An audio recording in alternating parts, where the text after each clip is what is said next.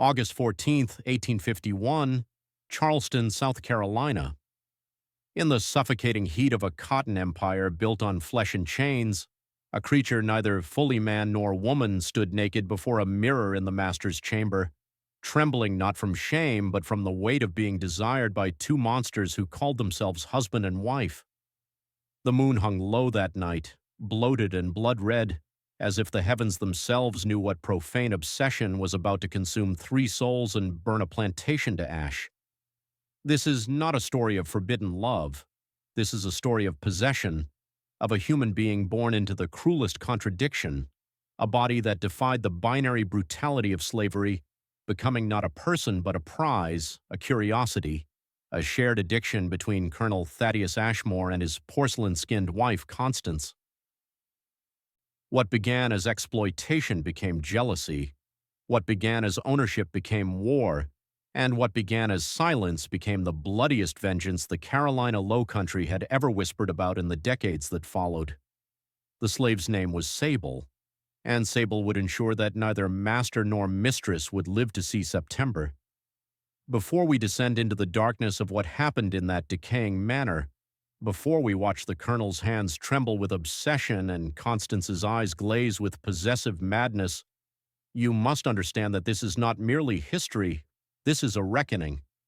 If you've come this far, hungry for the truth of how power, desire, and cruelty can birth a monster more terrible than any master, then stay.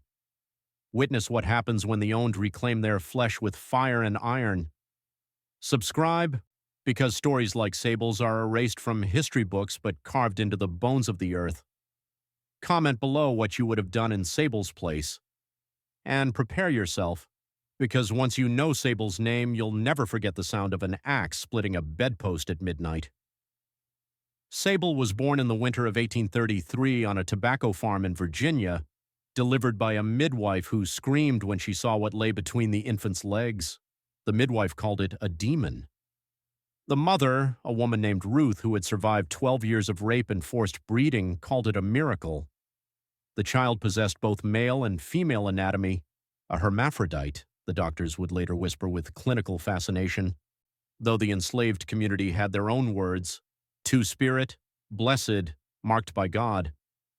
Ruth died 3 days after childbirth from fever, and the plantation owner, disgusted by the child's existence and fearing it would upset his breeding program, sold the infant for $30 to a traveling physician named Dr. Cornelius Webb, who collected human oddities the way other men collected stamps. For 15 years, Sable lived in Webb's Charleston townhouse, not as a slave laboring in fields, but as a living specimen, measured, sketched, displayed to visiting medical societies, photographed with early daguerreotype technology, and examined by men in spectacles who spoke about Sable's body as if it were a fascinating insect pinned to velvet. Sable learned to read by stealing Webb's medical journals, learned anatomy by watching the doctor dissect cadavers in the basement, learned silence as a survival skill because to speak was to remind the white men that the specimen had a mind. When Webb died of a stroke in 1850, his estate was liquidated, and Sable, now 17 years old, beautiful in an unsettling androgynous way that made people stare too long, was sold at auction. Colonel Thaddeus Ashmore attended that auction looking for a coachman. He left with Sable, paying $800, the highest price ever paid for a slave in Charleston that year. But Thaddeus didn't buy Sable for labor. He bought Sable because when their eyes met across the auction block, something ignited in the colonel's chest, something he'd never felt for his wife, his mistresses, or any human being. He bought Sable to possess what no other man could define, and that was his first fatal mistake.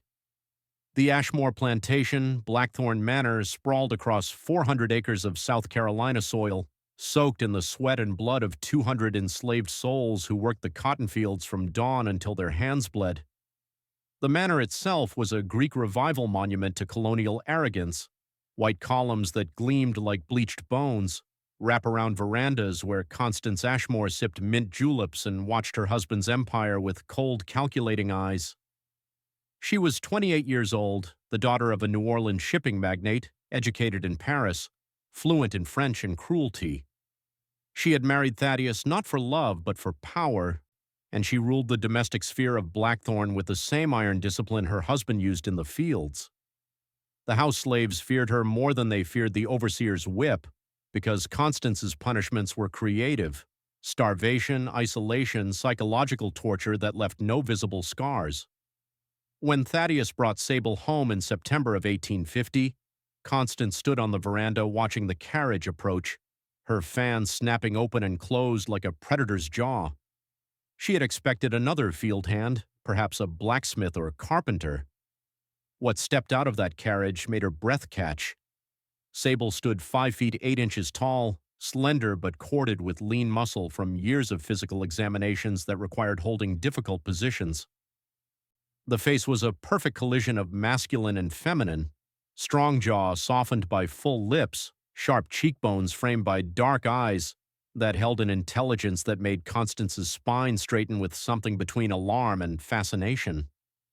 Sable wore simple gray clothing that Dr. Webb had provided, neither dress nor trousers, but something in between, and moved with a fluid grace that seemed almost choreographed. Thaddeus introduced Sable as a special acquisition and announced that Sable would serve in the main house, attending to both master and mistress personally. That night, while Thaddeus slept off his whiskey in the study, Constance descended to the kitchen where Sable had been given a pallet near the hearth. She stood in the doorway for 7 minutes, just watching Sable's chest rise and fall in sleep, her fingers gripping the doorframe so tightly her knuckles went white. The obsession didn't begin with touch. It began with that silent, predatory watching. The first month at Blackthorn Manor, Sable learned the architecture of madness. Thaddeus summoned Sable to his private study every evening at 9 o'clock, ostensibly to discuss the day's household management, but these meetings never involved discussion. The colonel would sit in his leather chair, bourbon in hand, and simply stare, his eyes traveling over Sable's face, neck, hands, as if trying to solve an equation that had no answer. He asked questions that had nothing to do with service. Do you dream, Sable? Do you feel desire? When you look in a mirror, what do you see? Sable learned to answer in careful monosyllables, revealing nothing, because to reveal interiority was to give him ammunition. Thaddeus never touched Sable in those early weeks, but the restraint was visible in the way his hands gripped the armrests, the way his breathing would quicken and then slow as he forced himself into control.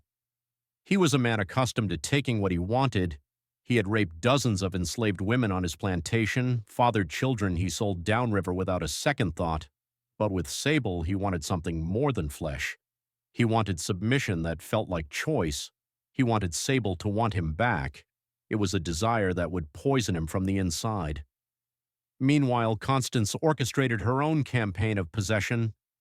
She required Sable's presence during her morning toilette, watching in the vanity mirror as Sable brushed her hair with long, methodical strokes.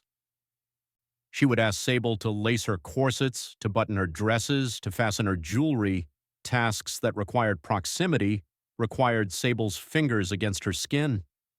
During these rituals, Constance would speak in French, assuming Sable didn't understand, confessing her fascinations aloud. Tu es une énigme. Je veux te déchiffrer. Je veux te posséder complètement. You are an enigma. I want to decipher you. I want to possess you completely. But Sable understood every word, having learned French from Dr. Webb's journals, and said nothing. Sable simply watched in the mirror as Constance's pupils dilated with hunger, as her pale throat flushed pink with arousal she thought she was hiding. Two predators circling the same prey, unaware that the prey was sharpening its teeth in the dark. By November, the household had begun to fracture. The other enslaved people at Blackthorn, the field hands, the kitchen workers, the house servants, watched Sable with a mixture of pity and suspicion. There was Jeremiah, the head coachman, a man of 50 with scars across his back like a topographical map of suffering, who had seen 3 generations of Ashmores commit atrocities. He warned Sable one morning while polishing the carriage, "They playin' with you like a cat plays with a caught bird. Ain't gonna end with you flying away free." There was Delilah, the cook, who had buried 4 children sold off before they could walk, and who left extra cornbread near Sable's pallet without speaking, a gesture of solidarity toward another soul trapped in the master's attention. And there was Moses, a 15-year-old stable boy who had been born on the plantation and never known anything beyond its boundaries, who looked at Sable with something like worship, as if Sable's very existence, this refusal to fit into the binary categories that governed slave society, represented a form of rebellion he couldn't articulate. But intimacy was dangerous. Sable kept everyone at arm's length, speaking only when necessary, because friendship would make what was coming harder. The Ashmore's obsession had begun to manifest in territorial skirmishes. Thaddeus started requiring Sable's presence at dinner, seated on a cushion near his chair like a favored pet, while Constance's jaw would tighten with barely concealed rage. Constance retaliated by demanding Sable sleep on a cot in her dressing room rather than in the kitchen, claiming she needed assistance during the night for her nervous condition. The couple's arguments grew louder, echoing through the manors halls, accusations of impropriety, of unnatural fixation, of betrayal. The enslaved staff heard everything through the walls and understood what the white couple couldn't articulate. They were both falling into the same abyss, and their marriage was collapsing under the weight of a shared hunger they couldn't satisfy or relinquish. Sable listened to these arguments from behind closed doors, calculating, measuring the space between their obsession and their destruction, and began stealing small items from around the house, a kitchen knife here, a box of matches there, a key to the colonel's gun cabinet, preparation for the reckoning that was coming. December brought the first violation. It happened on a night when frost glazed the windows, and the fireplace in Thaddeus's study burned low and red. He had consumed an entire bottle of bourbon, and when Sable entered at the appointed hour, the colonel didn't speak. He simply stood, crossed the room with the deliberate steps of a man who had made a decision, and placed his hand against Sable's throat, not choking, but possessing, his thumb tracing the line of the jaw. "I could free you," he whispered, his breath reeking of alcohol and desperation. "I could give you papers, money, passage to the north, but you'd have to give me what I want first. You'd have to choose me." It was the lie that men like Thaddeus always told themselves, that power could be mistaken for seduction, that a slave's survival could be mistaken for consent.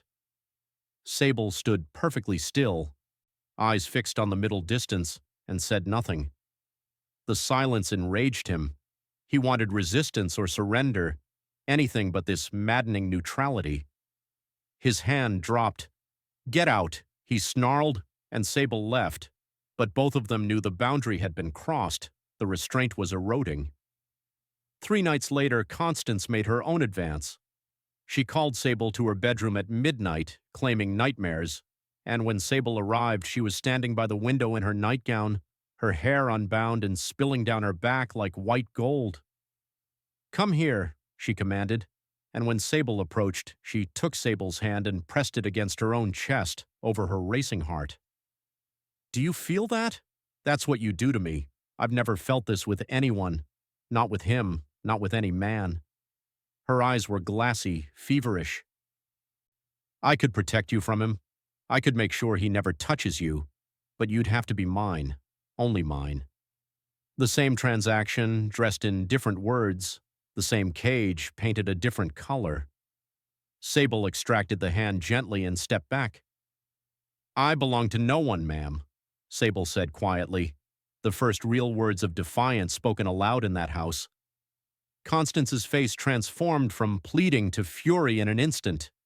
"Then you'll belong to hell," she hissed. The war had been declared.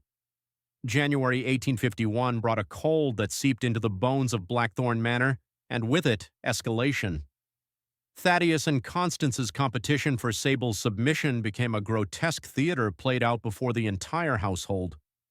The colonel began bringing gifts, a silver comb, a leather-bound book of poetry, a jade pendant, leaving them on Sable's pallet with notes written in his own hand, promises of freedom tangled with thinly veiled threats.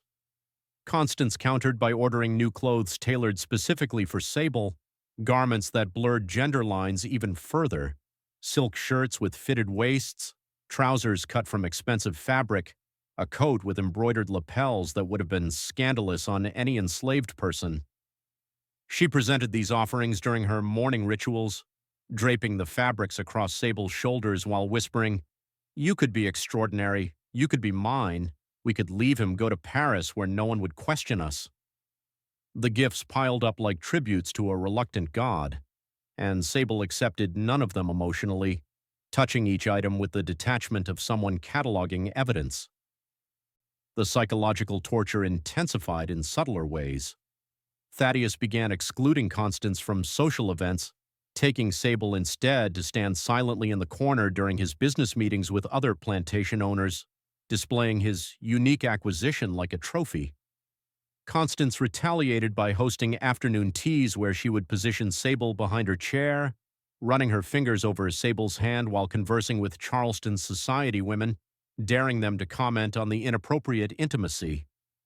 The enslaved community at Blackthorn watched this deterioration with mounting dread. Jeremiah told the others in hushed voices near the stables, "House burning down from the inside. Question ain't if it's gonna collapse, it's who gonna be crushed when it do." Delilah noticed that Sable had stopped eating properly, saw the weight dropping away, the eyes growing hollow. Moses brought wildflowers he'd picked from the edge of the fields, leaving them near Sable's sleeping area, a gesture of innocent solidarity that made Sable's chest tighten with something dangerously close to hope. But hope was a luxury. Sable was sharpening something else in the darkness, a plan that required patience, precision, and the willingness to become the very monster they believed Sable to be. February 14th, 1851, Valentine's Day, though there was nothing resembling love in what transpired. Thaddeus orchestrated an elaborate dinner in the main dining room, candles blazing, a feast prepared by Delilah's exhausted hands, roasted duck, glazed carrots, sweet potatoes swimming in butter, pecan pie that filled the house with the scent of burnt sugar. But the table was set for three, Thaddeus at the head, Constance to his right, and Sable, for the first time, given a chair, a plate, a place at the table as if equality could be performed through seating arrangements. Constance's face drained of color when she saw the arrangement. "This is obscene," she said, her voice shaking. "You're seating a slave at our table? Have you lost your mind completely?" Thaddeus smiled, cold and triumphant. "Sable is no ordinary slave, my dear, and tonight I'm making my intentions clear." He turned to Sable with an expression that might have been tenderness in a man capable of such emotion. "I'm offering you freedom, Sable. Legal manumission papers, drawn up by my attorney, $500 in cash, and passage to Philadelphia, where you can live as you choose." He paused, letting the weight of the offer settle. "All I ask is one night of your choice, your willingness, your truth. Give me that, and you're free by morning." The room fell into a silence so profound that the candle flames seemed to pause in their flickering. Constance's hand crept toward the steak knife on her plate. Sable looked at Thaddeus with those unreadable dark eyes and spoke with a voice like river stones grinding together. "And if I refuse?" Thaddeus's smile vanished. "Then you remain property, my property, and I will take what I want regardless, but you'll never see freedom, never leave this plantation, and I'll make certain every day of your existence is a reminder of your stubbornness." It was the ultimatum that shattered the last pretense. Constance stood abruptly, the chair crashing backward. "If you touch what's mine," she said, looking not at her husband but at Sable with possessive madness burning in her pale eyes, "I will kill you both." She left the dining room, and somewhere in the house a door slammed like a gunshot. Sable sat at that table for 30 seconds after Constance's departure, surrounded by candles and the theater of Thaddeus's delusion, then stood without a word and walked toward the door. "I didn't dismiss you," Thaddeus said, his voice hardening into the tone he used with field hands who moved too slowly. Sable paused, hand on the doorframe, and turned back with an expression that finally contained something other than neutrality, a flicker of contempt so pure it made the colonel's breath catch. "You can't dismiss what you don't own. Sable said quietly. You bought a body, Colonel, but you've never owned me, not for a single moment. Then Sable disappeared into the hallway, leaving Thaddeus alone with his cooling feast and the terrible realization that all his power, his money, his status, his legal right to buy and sell human flesh, couldn't manufacture the one thing he actually craved, willing desire. He sat there for an hour, drinking directly from a wine bottle, his mind spiraling through fantasies of violence and possession until he finally staggered to his study and locked himself inside. That same night, Sable found Constance in the music room, sitting at the piano in darkness, not playing but simply resting her forehead against the keys. He offered you freedom, Constance said without looking up. News traveled fast through the walls of Blackthorn. He thinks he can purchase your soul with paperwork and coins. She finally turned, and her face was streaked with tears, but her eyes held a manic gleam. I could give you something better than freedom, Sable. I could give you vengeance. Help me destroy him. Testify that he violated you, that he's insane, that he's unfit to manage his own affairs. I have family in New Orleans with lawyers who could have him committed. We could take Blackthorn, sell it, disappear together where no one knows us. It was another cage, wrapped in the language of liberation, another master offering a longer chain and calling it love. Sable looked at this woman who had tortured dozens of enslaved people with casual cruelty, who now believed her obsession was somehow different, somehow pure. No, Sable said simply, and left Constance sobbing into the piano keys, her fantasy of possession crumbling like ash. The next morning, Thaddeus emerged from his study with eyes rimmed red and a resolution that terrified everyone who saw it. He gathered the house slaves in the main hall and announced a new rule. Sable was confined to the manor. No trips to the quarters, no interactions with field hands, no unsupervised moments. A lock was installed on the outside of the small room where Sable slept. For your protection, Thaddeus said, though everyone understood it was a cage. Constance had her own countermeasure. She dismissed the regular lady's maid and declared that Sable would be her sole personal attendant, requiring Sable's presence from dawn until she retired. The couple had effectively divided Sable's entire existence between them, each claiming hours like territory on a map. The days became a suffocating routine of forced intimacy. Morning, Constance's dressing room, where she would accidentally brush against Sable, where her requests became increasingly inappropriate. Wash my back, unlace me, stay while I bathe. Her touch grew bolder, fingers trailing across Sable's wrist, her breath hot against Sable's neck as she whispered French confessions that had become English demands. Evening, Thaddeus's study, where his restraint finally shattered one night in late February. He grabbed Sable's wrist, pulled Sable close, and kissed with the desperation of a drowning man. When Sable remained rigid, unresponsive, he released with a sound halfway between a sob and a growl. "Why won't you feel anything?" he shouted. "I could give you the world. Why do you look at me like I'm nothing?" Because he was nothing, just another master in a long line of men who believed ownership was intimacy. Sable's silence was the only weapon available, and it was deployed with surgical precision. But the body keeps score of trauma, and Sable's was beginning to fracture. Sleep became impossible. Food tasted like ash. The face in the mirror grew gaunt, haunted.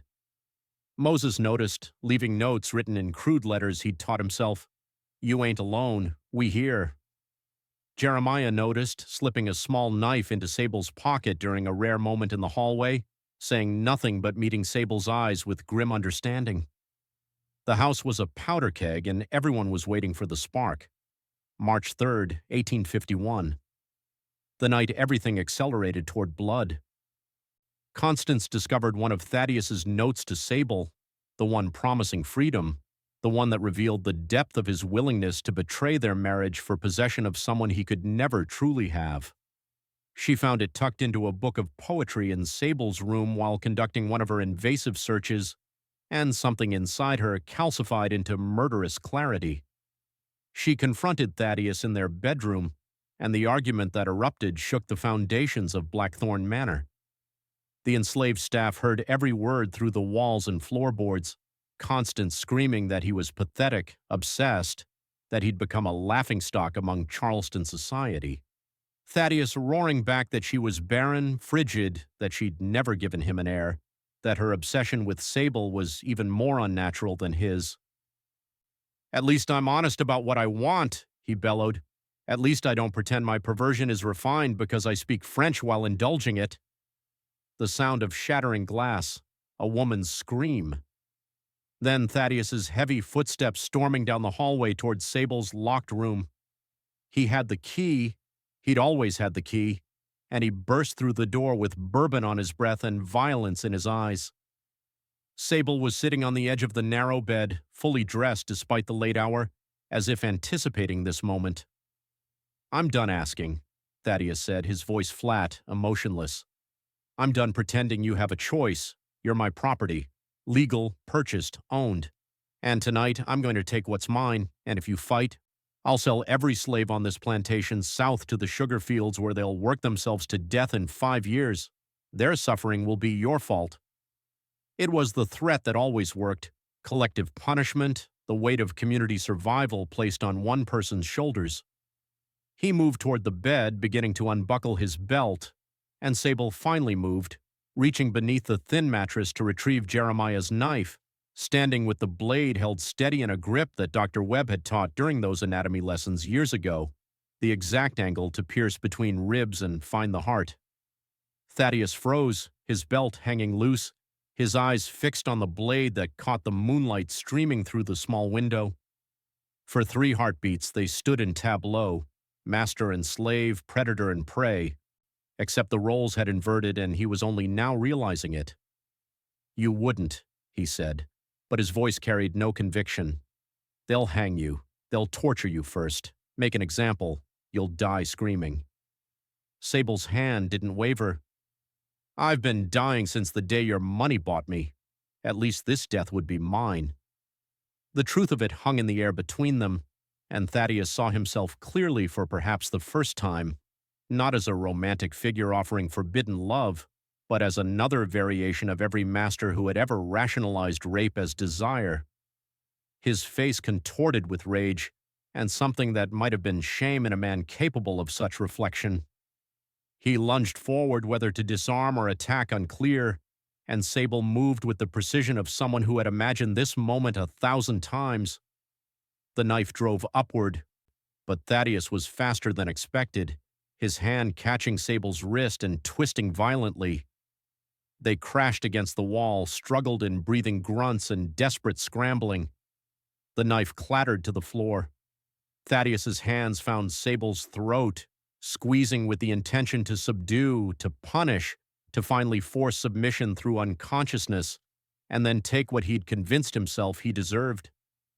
Sable's vision began to darken at the edges, stars bursting behind closed eyelids. This was how it would end. Strangled in a slave quarters room, another body buried in unmarked Carolina soil. But then a different sound cut through the struggle, a gunshot deafening in the small space, and Thaddeus's grip went slack. He stumbled backward, confusion spreading across his face before he looked down at the bloom of red spreading across his white shirt, just below his ribs. He turned slowly toward the doorway where Constance stood in her nightgown, his own pistol smoking in her trembling hands, her face serene with the calm that comes after a long-debated decision has finally been made. "If I can't have you," she said, looking not at her dying husband but at Sable, "then neither can he." Before we continue into the blood-soaked finale of this tale, pause here in the doorway with that smoking gun and understand something. This is where history fractures. This is where 3 souls reach the point of no return, where obsession consumed reason, where the owned became the executioner's witness. If you've come this far, if you've felt the suffocating weight of Blackthorn Manor's walls, if you've understood that desire without consent is just violence wearing a mask, then don't leave now. Subscribe, because the stories they erase from textbooks are the ones that matter most. Comment what you think happens next, because Sable's fate hangs in the balance between 2 kinds of damnation. Share this with anyone who needs to understand that enslaved people weren't passive victims but strategic survivors navigating impossible choices. Now witness how a single night transforms three people into legend, ghost, and myth. Thaddeus collapsed to his knees, blood pooling beneath him on the wooden floor, his hands pressed uselessly against the wound as his life drained between his fingers. He looked up at his wife with an expression caught between betrayal and disbelief. "Constance," he gasped, "you've killed me." She stepped into the room, the pistol still raised, her bare feet leaving small prints in his spreading blood. "I've freed us," she corrected, her voice unnervingly calm. "From your weakness, from your obsession, from the humiliation of watching you debase yourself for something you could never understand or possess." She turned to Sable, who had backed against the wall, gulping air back into crushed lungs, hand marks already darkening into bruises on the throat. "We can leave tonight," Constance continued, speaking rapidly now, her composure beginning to crack at the edges. "I'll say he attacked you, that I defended you, that it was justified. My family has influence, lawyers, judges, connections. We'll go to New Orleans, then to France. You'll be free and we'll be together and no one will question us there." She extended her free hand towards Sable like a twisted proposal. "Don't you see? I did this for you, for us." Sable stared at this woman who had just murdered her own husband and was now constructing a fantasy where homicide was romance, where blood was the foundation of their freedom. Behind Constance, Thaddeus made a wet gurgling sound and went still, his eyes glazing over with the particular emptiness that only death brings. The room smelled of copper and gunpowder and the bowel-loosening reality of a corpse. "You did this for yourself," Sable said hoarsely, throat aching with every word. "You killed him because he wanted me and you couldn't bear to lose. This isn't love. This isn't freedom. This is just another cage with a different lock." Constance's face transformed, the plea vanishing beneath a mask of cold fury. "Then you're a fool," she hissed, "because without me you're just a slave standing over a dead master's body. They'll execute you, they'll make it slow. Your only chance of survival is me." The pistol, which had lowered slightly, rose again, now pointed at Sable. The standoff lasted perhaps 10 seconds, though it felt like hours. Constance with the pistol aimed at Sable's chest, her finger trembling on the trigger, madness and desperation warring in her pale eyes. Sable could see the calculation happening in real time. If she couldn't possess, she would destroy. But Constance had made a fatal miscalculation. The gunshot had awakened the entire manor. Footsteps were thundering up the stairs, house slaves, field hands who slept in the nearby quarters, even the overseer who lived in the cottage behind the main house.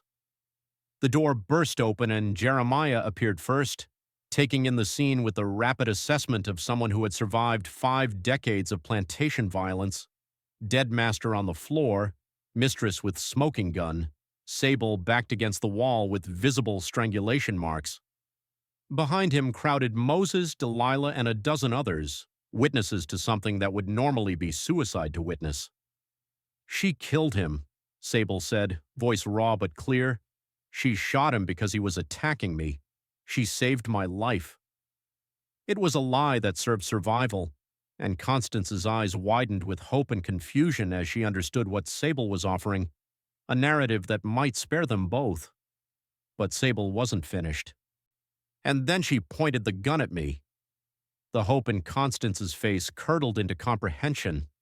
The enslaved crowd murmured, pressing closer. The overseer, a brutal man named Dutch Mahoney who had broken bones and spirits for 20 years, pushed through the crowd and assessed the situation with the cold pragmatism of someone whose livelihood had just evaporated with his employer's last breath. "Put the gun down, missus," he said carefully. Constance swung the pistol toward him instead, her movements jerky, unpredictable. "Stay back, all of you, stay back, this doesn't concern you." But she was one woman with one bullet left in a house full of people who had every reason to see her dead, who had endured her cruelties, who now saw the power structure crumbling. Moses, young and impulsive and devoted to Sable in that wordless way, lunged forward and grabbed for the pistol. The gun discharged, the bullet going wide and shattering the window. And then chaos erupted. They swarmed her, not with coordinated violence, but with the desperate energy of people who understood that this moment was a rupture in the natural order, a brief window where the rules had suspended and survival meant swift action. Moses wrenched the pistol from Constance's grip while Jeremiah and two field hands named Samuel and Tobias grabbed her arms, wrestling her to the ground as she screamed and thrashed. "Murderers! Slaves! You'll all hang for this! They'll burn you alive!" Her voice reached a pitch of hysteria that echoed through Blackthorn's halls, and perhaps she was right. Perhaps they would all hang, but in that moment none of them cared. Dutch Mahoney stood frozen, calculating. He could attempt to restore order, protect the mistress, maintain the hierarchy, or he could recognize that the plantation's ownership had just been obliterated in a matter of minutes and align himself with whatever emerged from the wreckage. He chose survival over loyalty. "Lock her in the cellar," he said flatly. "We'll send for the authorities at dawn. Let them sort this mess." They dragged Constance, still screaming promises of retribution, down the stairs and into the stone cellar where sweet potatoes and preserved vegetables were stored, where the door was thick oak with iron bolts. Her muffled shrieks continued for hours, echoing up through the floorboards like the cries of something buried alive. Upstairs, the crowd dispersed slowly, returning to quarters in stunned silence.